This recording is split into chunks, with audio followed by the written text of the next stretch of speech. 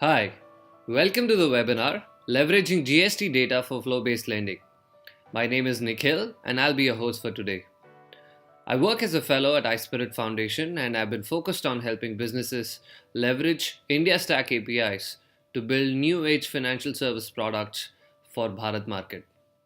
In today's session, let's understand what GSTN means for small businesses, how one can leverage the GST data to reimagine new age underwriting models for flow based lending in India.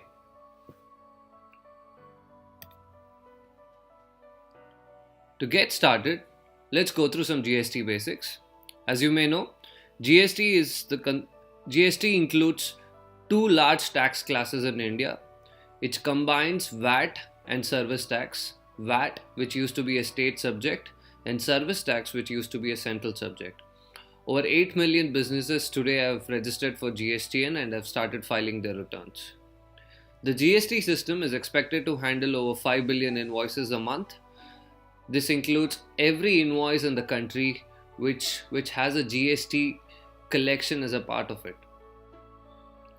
Also, as an effect of GSTN, a lot of small businesses would have to now file 37 returns per year instead of 2 returns which they used to file. As you know, the GST rates are released and the range is between 3 to 28% depending on different products and different product classes. There have been a lot of rules and regulations which have been amended since the first GST set of rules were launched. So please keep visiting the GST website to keep yourself updated on the latest rules and notifications. If you look at the technology shift pre and post GSTN for a small business, mostly a lot of softwares that small businesses used earlier were all desktop based. If a small business had to transform itself technologically or leverage software or adopt software, he had to invest in computers so that his employees could use. Just like how the consumers have gone through a shift in the way we've leapfrogged from not using computers to directly into smartphones, it's expected that a lot of small businesses will directly leapfrog into using mobile phones to run their businesses. Great examples of this in India is how today a lot of small businesses use the Flipkart seller panel or an Amazon seller app or a Swiggy to receive orders and ship orders for their customers. Similarly, GST is expected to move a lot of small business accounting from desktop based to cloud and mobile based products. The second point, earlier tax filing used to be a cumbersome exercise. It used to be file and screen scraping based. A lot of states in India did not have standard interfaces for softwares to interact with them to allow small businesses to file returns. For example, each state, since they had their own tax VAT structure, they all had their own portals to file taxes. A lot of tax filing softwares used to use screen scraping methods and build integrations which allowed these small businesses to file taxes from within one product. However, it was quite cumbersome. Just for you to know, it took over 7 years for Karnataka government to actually standardize the VAT e-filing structure for Karnataka. However, if you look at GSTN now, it's completely API based, standardizes tax filing returns across all products, across all states, across all businesses, and this really allows innovation and flexibility for companies to build great user experiences for the customers. Also, tax filing used to be a manual. Tax filing allowed a lot of manual re-entry and adjustments in accounting and tax filing.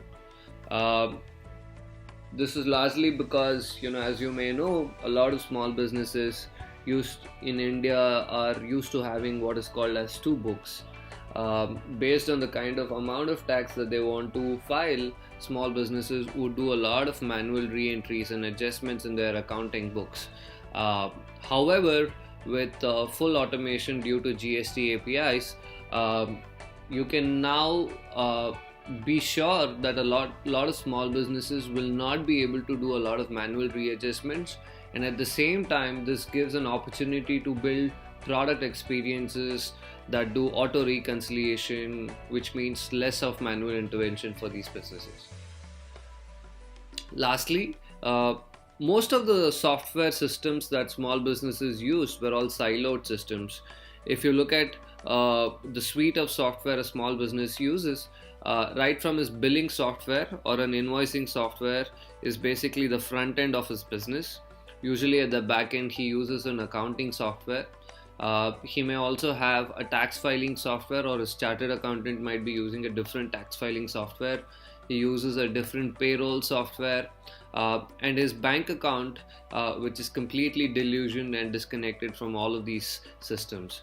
However, today, with banking APIs being available, accounting standards being put in place, and tax filing APIs made available, you can now reimagine software experiences for these small businesses, which brings together all of these services in one place.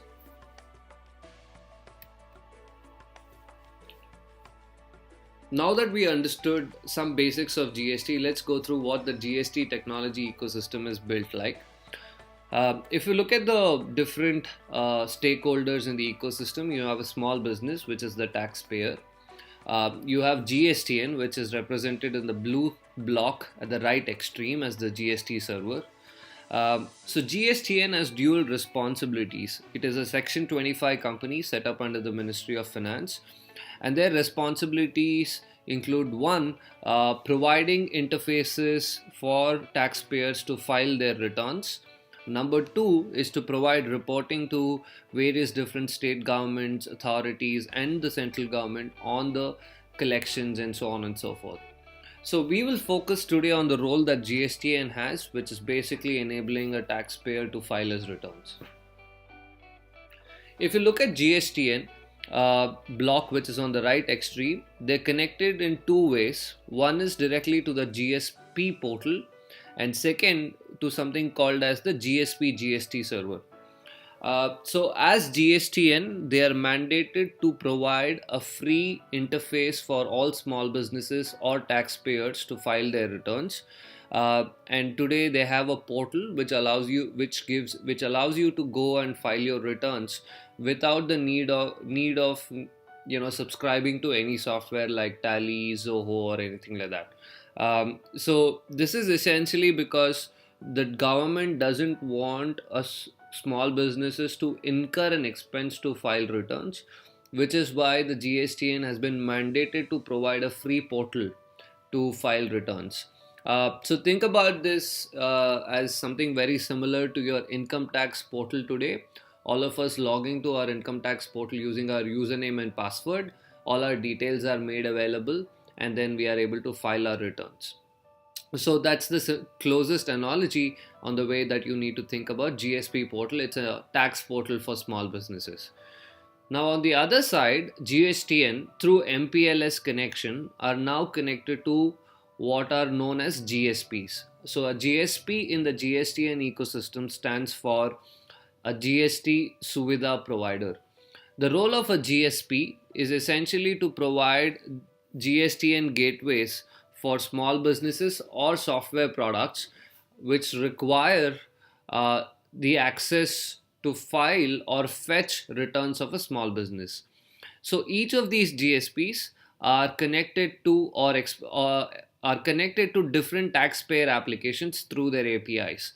An example of a taxpayer application could be Tally, which is an accounting software, or it could be tomorrow a lending software, which could also access the GSTN APIs to do underwriting of a small business in order for him to get formal credit or a working capital loan. So the taxpayer application block, the one that you see in green, doesn't really differentiate the access of GSTN APIs to whether an accounting software or a lending software or a tax filing software. It behaves the same way irrespective of the use case. Now, as you can see, the small business on the left extreme can now access his GSTN data, which is on the right extreme on the blue block, through either the GSP portal or the taxpayer application. So, one way to think about the GSTN server itself is that it has millions of ledgers of different businesses in India. And these ledgers are essentially the source of truth with respect to all the products that are being traded under the GST. And all the other software products that the small business uses is essentially a way for the small business to enter or fetch its data. So, in some sense, you can think about accounting softwares being data entry softwares into the small business ledger on the GSTN.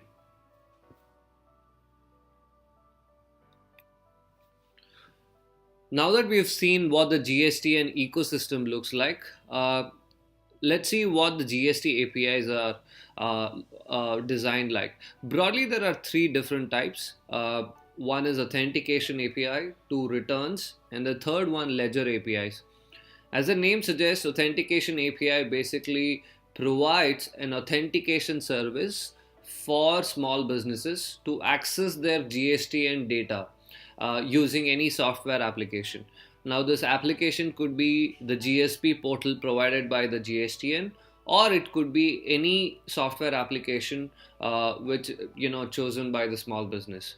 The authentication API essentially provides a simple single sign-on service, GSTN username and password, using which a small business can log in into his ledger account. Now, similarly, the returns API essentially, as the name suggests, allows the small business to file or fetch his returns. You can visit developer.gstsystem.co.in/API portal to take a look at all of these APIs in detail. Essentially, the returns API allows a small business to use various different applications at the same time and still be able to file his returns for his small business. Similarly, the ledgers API is nothing but a ledger of the small business in the GSTN. It contains all the returns that the small business has filed over the years, including monthly returns and so on. And in the context of today's webinar, for most of those who are looking to leverage GSTN data, here's where all the information about the small business lies, which is in the ledger API. So when you're thinking about your product experience for small business, you should now try to reimagine or imagine, how do I use the authentication API, get access to the GSTN ledger of the small business, and from there on fetch relevant data which is required for your underwriting model. So these are broadly the three APIs. Please do visit the developer portal link which is mentioned here on the slide, and you'll be able to view. There is a full-fledged sandbox available for any developer to play around with these APIs. There's also a robust GST support group set up on Google.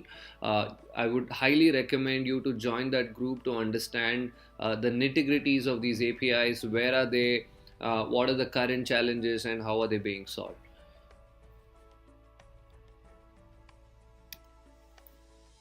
Now that we understood the GST APIs, there are, from a returns perspective, there are three. You can categorize the returns into three different buckets. Number one is GSTR1. GSTR1 is nothing but all the sales information of a small business. So any product which comes under GST a small business sells to anybody will be a part of the GSTR1. So think about GSTR1 as an accumulation of all the sales invoices of a small business. GSTR2 similarly is nothing but a group of accumulation of all the purchases or an expenses that a small business has made. And GSTR3 is nothing but the consolidated information of 1 and 2, which basically tells the liability of the small business with respect to GST. So these are broadly the three categories that you need to know. Within these returns, there is GSTR 1A, 2A, and so on, which is not relevant at this point of time, but you can go to the API portal or look at some of the rules that the government has released to understand these returns in details. So just to bring you back and help you imagine what does this mean for a small business. So how does this life change? What is a GSTR one flow? It looks something like this. So let's take an example. A small business selects a GSTR software application. In order to connect to his GSTN ledger on the cloud, he needs to now authenticate the software either using one-time username and password or OTP.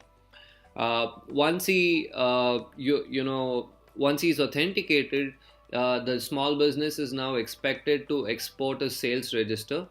So the sales register essentially has to have every invoice which contains a GST based product, and all the details in each invoice. So this sales register is now exported into what is called as GSTR1, which has to be now represented in JSON format. Now, I'll just take a break here to, kind of lay importance on what does this mean. Earlier in India, we had no accounting standard. Essentially, accounting standard really meant can you integrate with Tally and provide an integration to that software.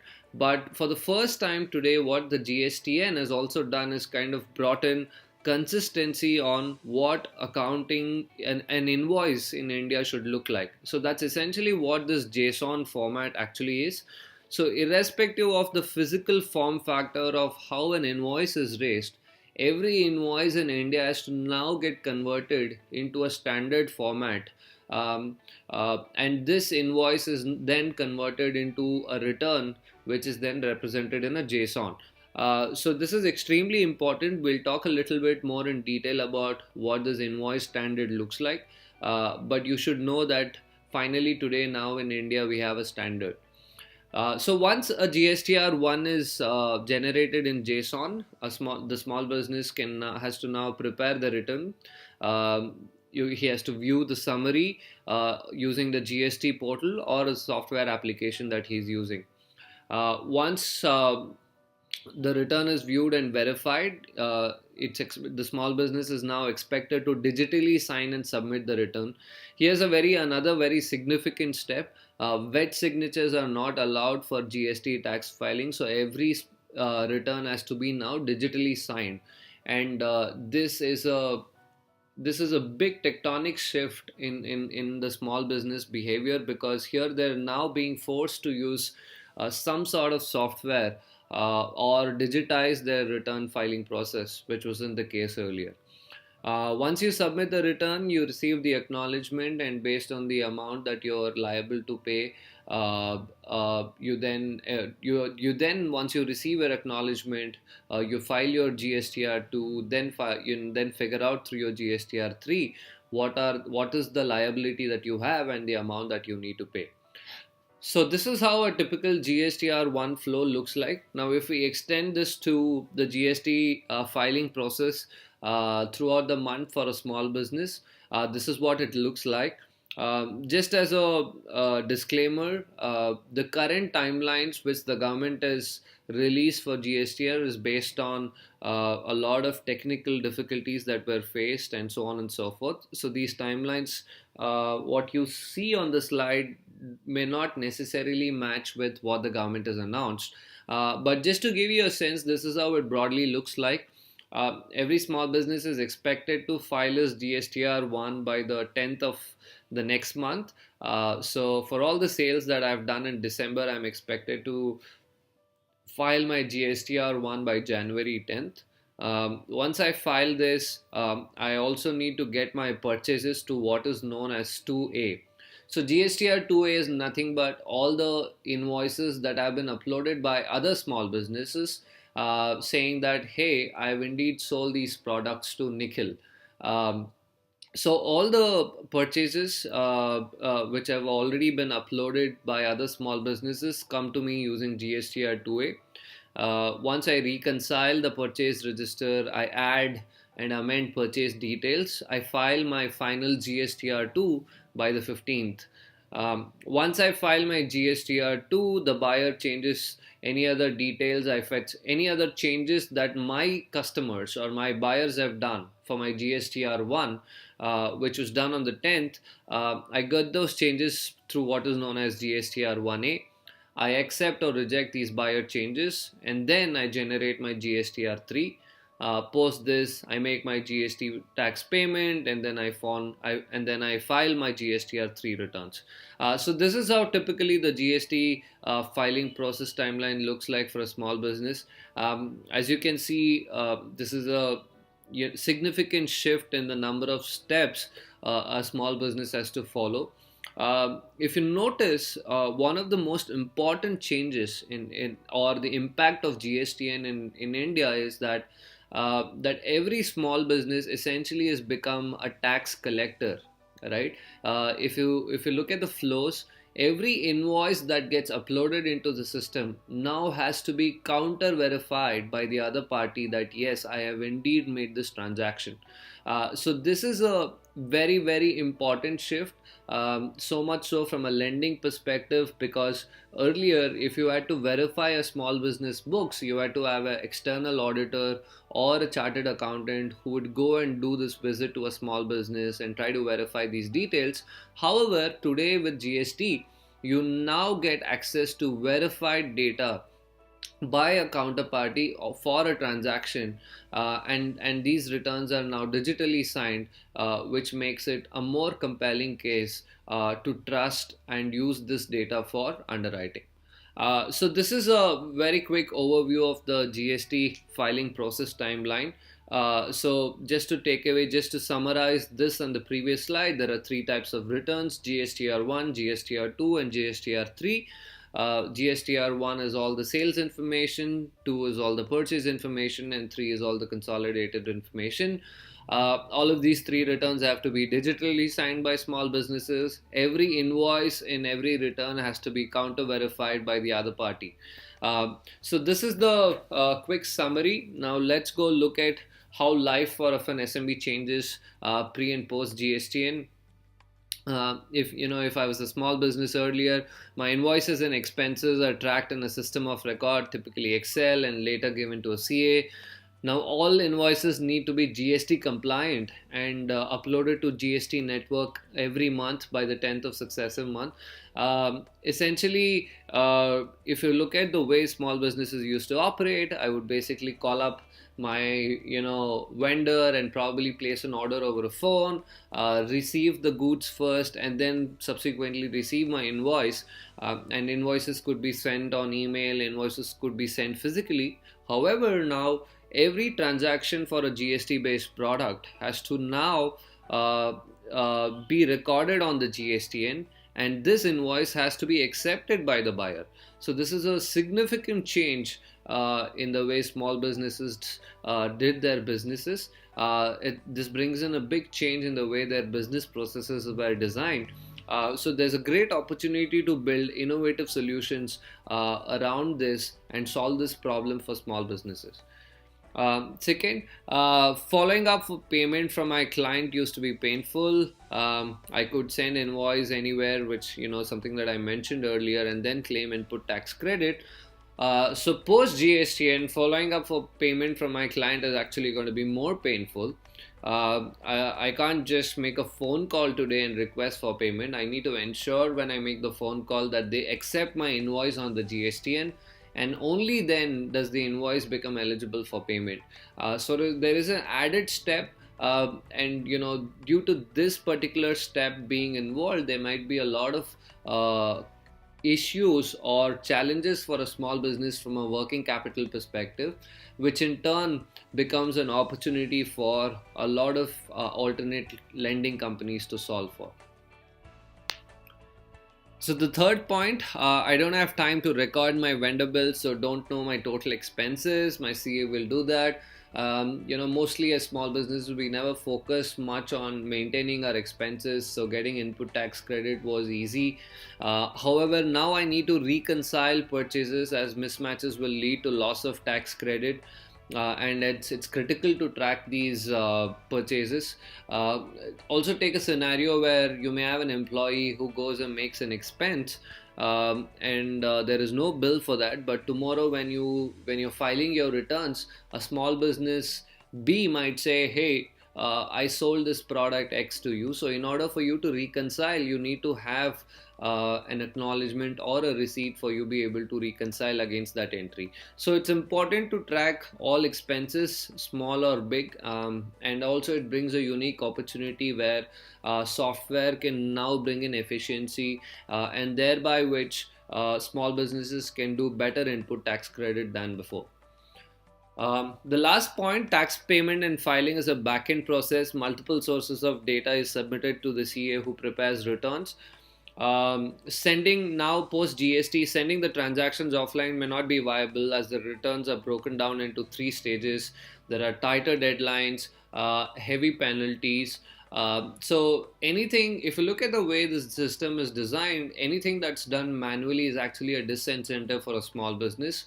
So the more and more you can actually build automated processes for a small business, it's easier, and it makes the whole journey, the GST journey, simpler for a small business. So you can look at, well, let's take an example of how this could be done. For example, if I have a trusted vendor list in my accounting software, I could probably say that, hey, whenever I get invoices from vendor X, auto approve these invoices in my GST returns. So you could build a lot of such innovative workflows which couldn't exist before, or which were not even required before, to solve for small businesses time and energy in this whole GST system.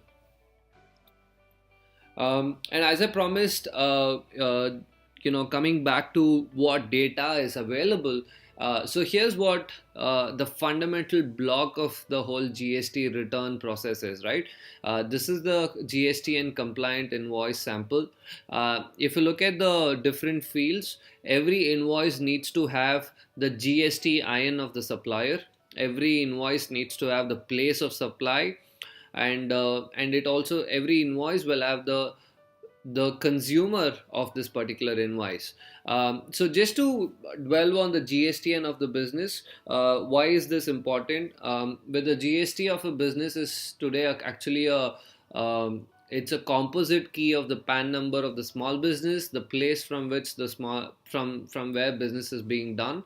So just using this information, you will be able to now tap into multiple other sources of data, which you can correlate for the underwriting for small businesses. So for example, you can now look at the address of a small business using in this from this invoice, and compare them with many other. For example, let's say a leather manufacturer. So if a leather manufacturer in Noida is doing or is doing his business in let's say X terms, you can now compare his business with a similar business in Faridabad, and then do their underwriting very differently. So similarly, you can now use the buyer details on how margins of the small business say change when he supplies to a customer in, let's say, in Karnataka versus a customer in Maharashtra, and so on and so forth. So for the first time, you can expect that every invoice has these standard details, important meta fields, that is GSTIN of the seller, GSTIN of the buyer, and the address of the seller and the receiver. Obviously other meta information in the invoice includes the date of the invoice, and the invoice number, which has to be unique. Uh, Now, if you look at the transaction details of the invoice, you essentially in the line item have the item name, and then every item has a standardized code, what is known as an HAC/SAC code.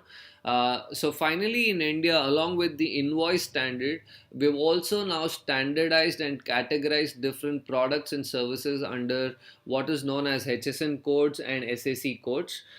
Essentially, any service in India is now can be mapped to a particular SAC code, and each of this SAC code as a tax structure associated with it, say 3%, 5%, and so on and so forth. So using this HSN HSE code, you should now be able to think about underwriting in various different ways. For example, uh, if you were to how do you identify that these two small businesses that we spoke about are actually leather manufacturers? Is essentially if they are basically procuring the same type of HSN code and then are producing the same type of HSN code, you'll now be able to correlate and say, hey, these two are the same type of businesses. They deal in the same type of products. They procure the same type of products. So HSN code now makes it machine readable, machine understandable of the different products that a small business trades and deals with. The invoice also contains quantity in the line item, the rate in the rate at which this invoice could either be a sales invoice or a purchase invoice. So every item with its sale price or a purchase price is available to you.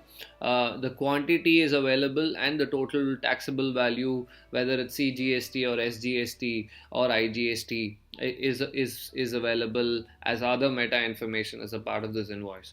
Um, so net, this invoice is something that is not new to you. You all must have seen this invoice if you've been to a restaurant, or if you've seen any B2B invoice.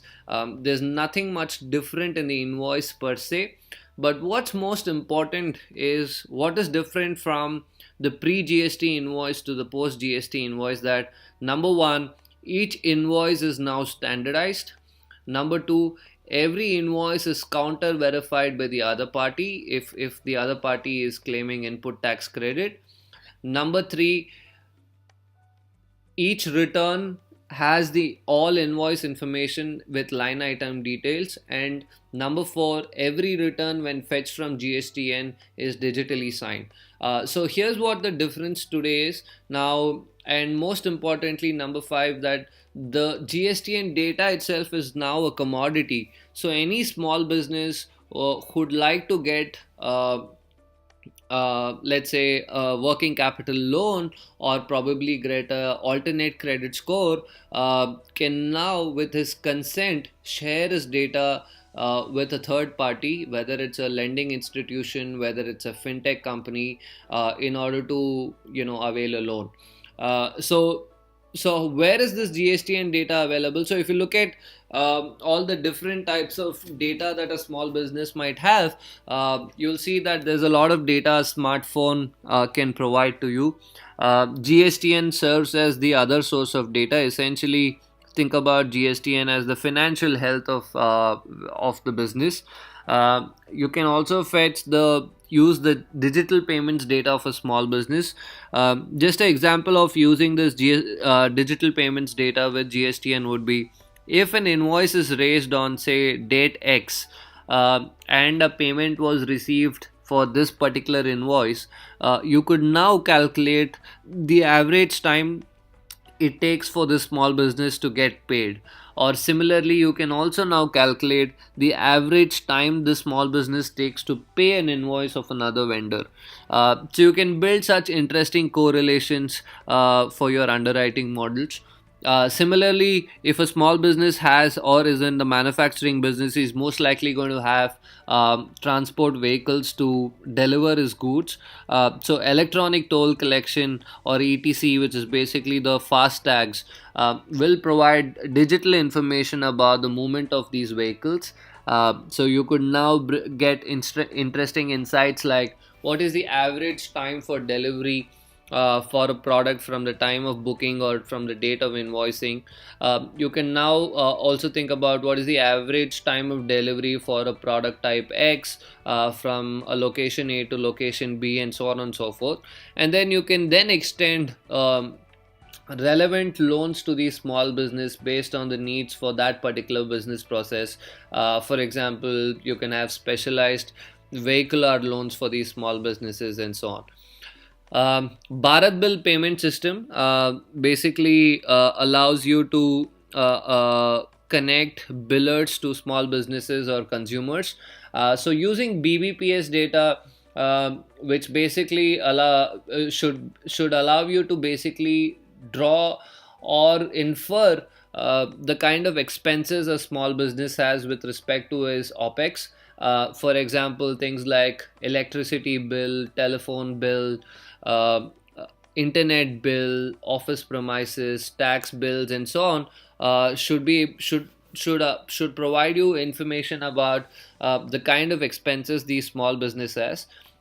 So underwriting models can use this as an input to basically verify some of your assumptions around the small business. For example, an electricity bill of a small business for a manufacturing unit versus someone who's in the advertising services business will be completely different.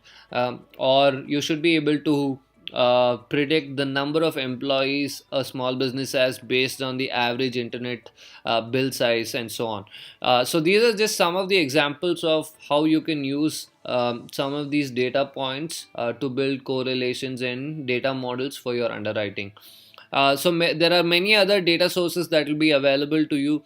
RBI's account aggregator guideline, which essentially talks about giving access of the customer's data, whether it's in the in the banking sector or in the insurance sector or in the mutual fund space, will also provide you information on the different set of assets that small businesses have, and which can and that in turn could be a great input for your data models for underwriting.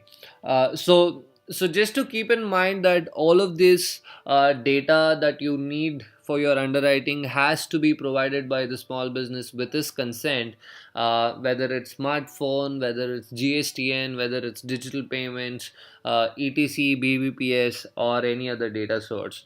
So these are some of the examples.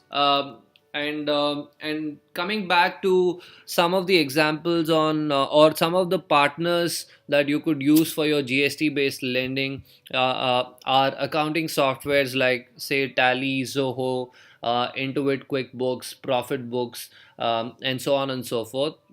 You could also partner with tax filing softwares where chartered accountants, today most of the small business file their taxes through their chartered accountants, and there are specific companies in different geographies which serve chartered accountants, so they might be a great set of partners to work with for flow based lending.